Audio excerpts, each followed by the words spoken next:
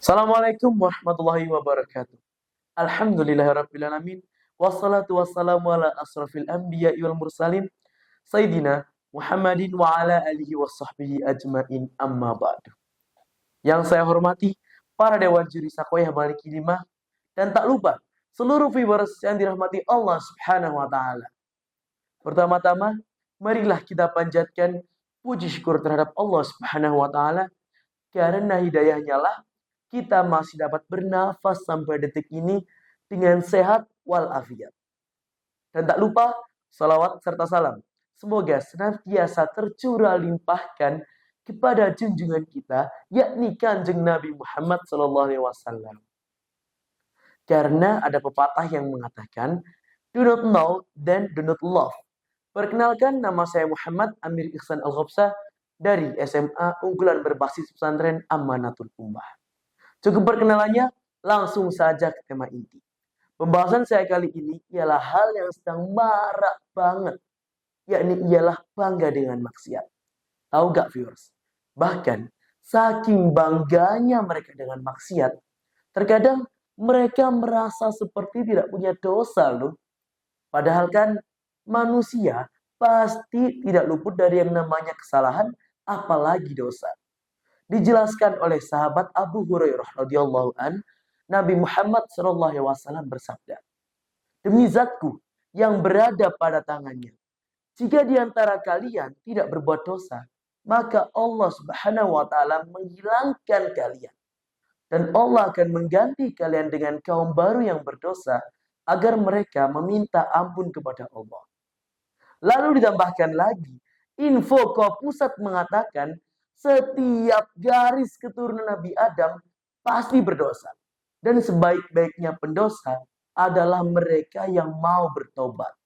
Sehingga berdosa adalah keniscayaan pada setiap diri manusia.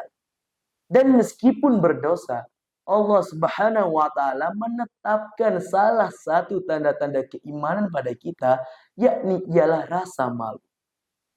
Tahu gak viewers?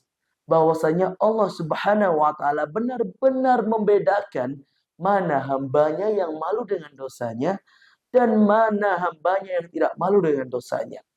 Percaya atau tidak, orang yang tidak malu dengan dosanya tidak akan diampuni oleh Allah Subhanahu wa taala. Dan problem selanjutnya ialah banyaknya pemuda-pemudi zaman sekarang yang terlena pada media sosial dan joget pakai parjamban. Padahal guys, sudah dijelaskan oleh Kanjeng Nabi Muhammad SAW yang berbunyikan, Iqra'ul Qur'ana fa innahu ya'ti yaumal qiyamah syafi'an li ashabi. Yang artinya ialah Iqra'ul Qur'ana, bacalah Al-Qur'an. Fa innahu ya'ti yaumal qiyamah, maka dia akan datang di hari kiamat syafi'an li ashabi, sebagai pemberi syafaat bagi para pembacanya.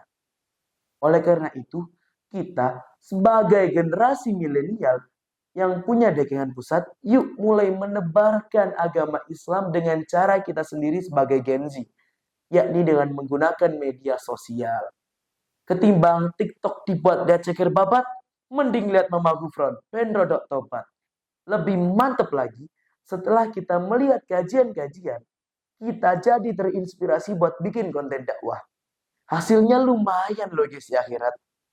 Dijelaskan oleh Nabi Muhammad, jika anak Adam meninggal, maka terputuslah semua amalannya kecuali 3 perkara.